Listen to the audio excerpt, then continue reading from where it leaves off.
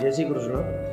એક વખત એક ગામની અંદર એક વ્યક્તિનું મૃત્યુ થાય છે અને મૃત્યુ થયા પછી બધા પરિવારના લોકો, ગામના લોકો અને સમાજના લોકો બધા ભેગા થઈ એ વ્યક્તિને સ્મશાન સુધી લઈ જાય છે. અને આપણે એવું માનીએ છીએ કે મરેલા માણસને આપણે કાંધ આપીએ તો પુણ્ય મળતું હોય.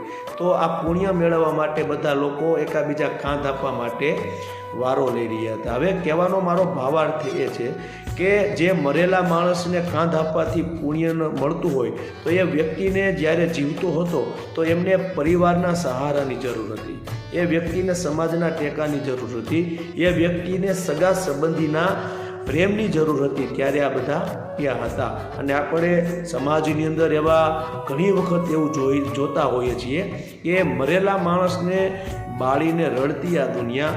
ઘણા એવા લોકો હોય સમાજની અંદર કે જીવતા માણસના જીવ બાળીને પણ રાજી થાય છે. તો આપણે શું કરવું જોઈએ?